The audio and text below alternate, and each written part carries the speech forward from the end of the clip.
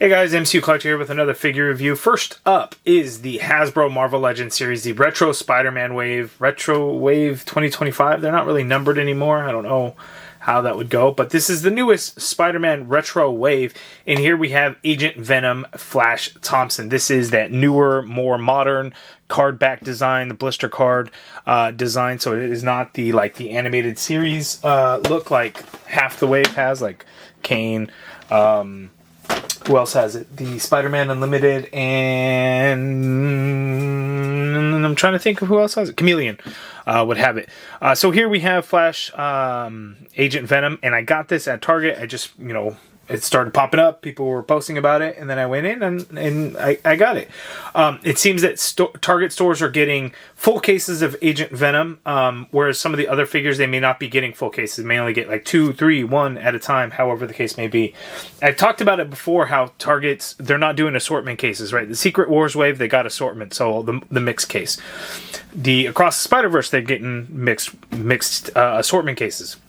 Spider-Man Retro Wave, they're not. They're going back to the individual DPCI numbers for each one. That means they're going to get solid cases of each. Probably solid cases eventually, or they'll just get a couple here and there in their repack boxes type of thing.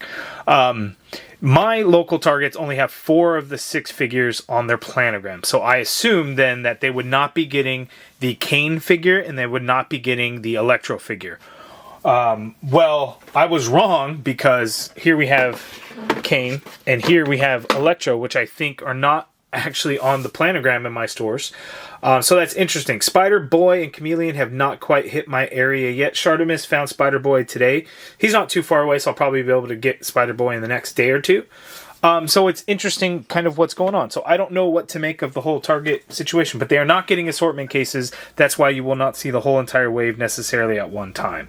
But anyway, Big Bad Toy Store actually just sent me an email. My pre-order for this is soon going to be processing. So I'll have a link in the video description below. Maybe you can get it from Big Bad Toy Store if you're not able to find it in Target or whatever the case may be.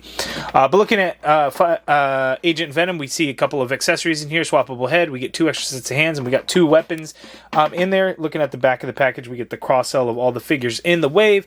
In the bio reads, when Flash Thompson bonds with an alien parasite suit, he's granted spider-like powers as Agent Venom. It's interesting they don't, mention, it's the Venom symbiote. Anyway, here we go. Let's go ahead and take it out of the package. I will do a comparison to the old school Walgreens exclusive and the fan channel 80th anniversary Agent Anti-Venom, just because. But this is the same as this, just a little bit sturdier and better, I guess it would be. Let's go ahead and check it out. Okay, so here is the Agent Venom figure out of the package. And you know what? I don't think I like this figure as much as I thought I would. That's not to say that it's a bad figure. It's just not as good as I think I had anticipated in my mind. So that's kind of one of those where, don't get your expectations up too high, because then what happens is you might be left disappointed. So let's go ahead and get into it and let's talk about it. Okay, so here's an up-close look at it. We have the unmasked or unbonded head sculpt for Flash Thompson. And there it looks like the Lannister dude from Game of Thrones. Or, the Prince dude from, Shrek. But it looks pretty good. It's a good head sculpt, but not my favorite part of the figure, of course. So I'm just going to pop that off, and we're going to focus on the Agent Venom head sculpt, because I think this looks really good. I love the white outlines there. It's not the same head sculpt as we had gotten in the previous Walgreens exclusive there. Earlier I had mentioned some disappointment with the figure, and my biggest thing is going to be in the torso. He just looks a little narrow to me, size-wise, proportion-wise with his legs. The torso just seems a little too narrow. Maybe it's just the lower torso that's kind of doing that. There is some bulkiness to the figure because of the large shoulder pads and things like that, but if you look at artwork for Agent Venom, he's not always big, massive, bulky kind of guy or anything like that. So it's not that. It's just the torso does look pretty small to me. Initially, I had some issues with these ankles, but you can force the ankle a little bit when you want to hinge down and hinge up. I thought this boot, ankle padding armor guard piece was really going to hinder and get in the way. It's not actually too bad. It does limit some pivot in there and some of the hinge, but it's not as bad as I had initially thought. So we're not it's not as bad. So I'm not as disappointed in the figure. It's just that, again, the torso a little bit small. there. But looking at the figure, it looks really good. Love the spider logo. The paint is applied cleanly on mine. This is something that you will have to check over each one to make sure that yours is clean. Luckily, the Target that I got mine at had a full case, so I was able to look through all 6 to see which one was the best. They weren't bad by any means. There was just some, some fuzziness and stuff kind of in some areas that I just wanted to make sure that, for me, the one that I'm opening, I didn't want that to be the case, if that makes sense. But otherwise, it looks really good. We get a couple of accessories here. So we get this gun, this rifle-esque type gun. It is a futuristic, non-realistic looking gun. We have that there. That's pretty good. We get a sidearm there and that you can holster on his left leg. This is just that futuristic one. Typically when we get this gun, though, it's in that cheap-ass, like, terrible-looking, almost translucent gray plastic. We don't get that here. We just get this darker gray plastic. So it's still a terrible looking gun, but hey, we got one, and it holsters on the figure, so that is a nice touch there. In terms of hands, out of the package, he has trigger finger hands, and then we get this extra like open like claw type style hands there, and then we actually get some fists as well. The trigger fingers do have the vertical hinge on there, which is nice, while the other hands have the standard horizontal hinge, so that is pretty cool. And then I think on the back of each hand, the white paint that's on there, that's actually sculpted on the back of those hands. So that's not just like white paint applied back there. They actually sculpted that rectangle on the back of the hands. So that is pretty cool. In terms of the torso articulation, we only have the diaphragm cut on him, which I think is a good call to have the diaphragm cut, but we don't get any kind of waist swivel, no ball joint at the waist, nothing like that. Now, a waist swivel and a diaphragm cut can be redundant, sure, but if it was like a ball joint at the waist, which, Hasbro does extremely little of, it would have provided, I think, some really good articulation. But otherwise, that does work out pretty well. Not having an ab crunch does keep it from breaking up the design of the suit, which is good, but as you can see, it will severely lack in terms of articulation. So that is a little unfortunate. If they did the inverted ab, maybe that could have done it. Maybe they could have fit the ab right in between the spider legs and then the body of the spider design. Maybe. I don't know. But could have been cool. Looking at the design parts of it, like these armor pieces on the gauntlets and the boots, those are pokey. Like if you squeeze that and then you look, they're indented into your fingers. So there's some nice poke going on there. The shoulder pad will rotate with the arm, so that is cool. We are fully pinless. So I think it looks pretty good from that standpoint. It's just, again, my only thing would be the torso looks a little thin and narrow to me. But now let's go ahead and check out his articulation. Okay, so articulation for Agent Venom. Let's see how he can move. The head is on a dumbbell joint, so it is going to be lacking a little bit, but he can look up somewhat. You can look down that much there, so that is good. You get a full rotation in that head sculpt, and you can get some pivot going on in there. The shoulder, you can get to go straight on out like so. You can do a full rotation in there. That shoulder pad moves with the arm, which is great. You get an upper bicep swivel in there. Double jointed pinless elbow gives you that much bend there at the elbow, so that is quite nice. Wrist swivel, and they do hinge. Standard horizontal hinge on the fists as well as the open clawed hands. The trigger finger hands do have the vertical hinge, which is the right hinge when you have him wielding a gun. So that is good there.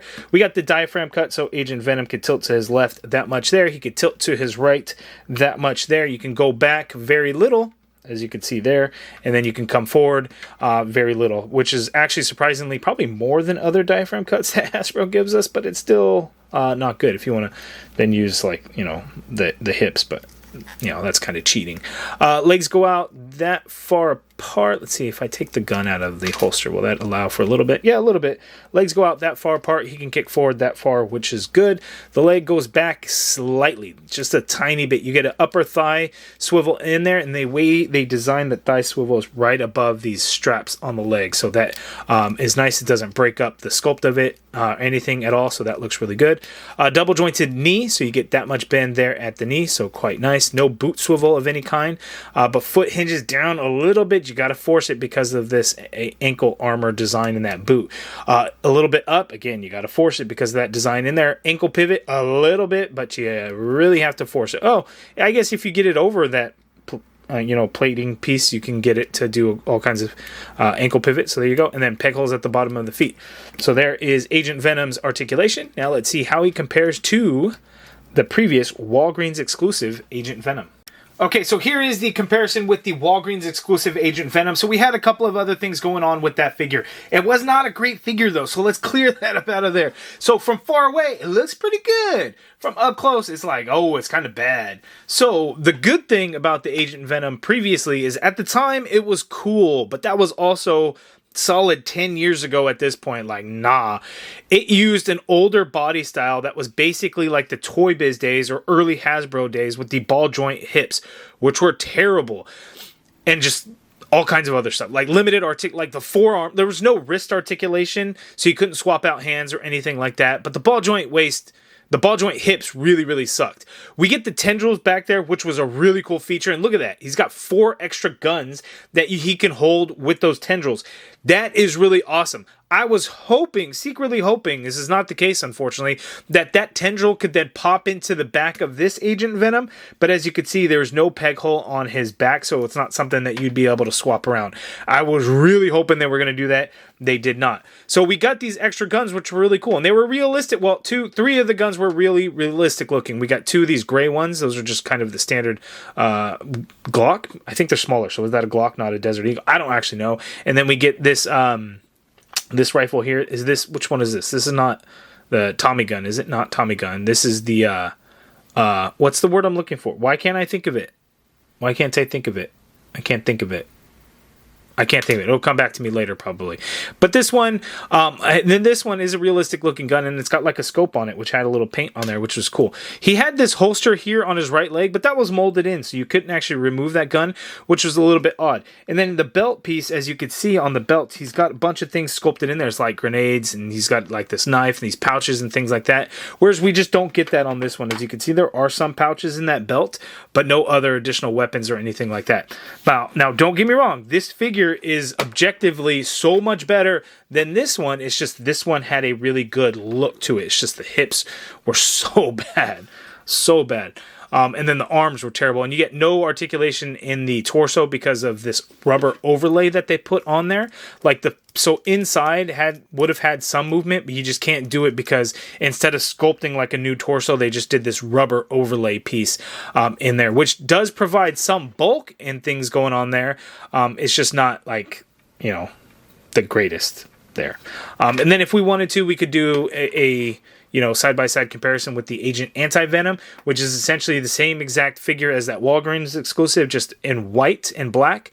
And the crazy thing about this is even when this came out, that Walgreens exclusive Agent Venom was super old. That body super old, shouldn't be used. And then, we ended up still getting it. So the clear winner, but like aesthetically, I'd be lying if I didn't say I like the look of these ones better. It's just from an action figure standpoint, it just doesn't move real well. Okay, so that is my review of the Agent Venom figure from the newest Spider-Man Retro Wave. You guys let me know down in the comments below. What do you think of it? Am I crazy on that torso being a little on the narrow side? Again, depends on the artwork that you look at as far as how, kind of bulky, Agent Venom, Flash Thompson would be. The figure is still really good, so it's still going to be one of the better ones from the wave. I think it looks like we get some all-new tooling and everything going on here, whereas some of the other figures just don't get that much love. The Spider-Man Unlimited figure, as much as I think people are going to love that one, I think that Hasbro took some shortcuts with that figure, unnecessary. Well, I mean, I didn't watch the show, so I have no real connection to it, so I don't know how strongly I will feel about it. But there's some new stuff on there, but there's a lot of reuse. Kane looks really good. Electro, I think, looks pretty good too. I don't know if there's a particular comic run where I remember seeing her in, and I can't think of it at the top of my head, so I'd have to go back and look at which one I read that she was in. But I'm really looking forward to Chameleon and Spider-Boy, believe it or not. So hopefully I can get Chameleon and Spider-Boy here pretty soon. But Target store is starting to get the Agent Venom.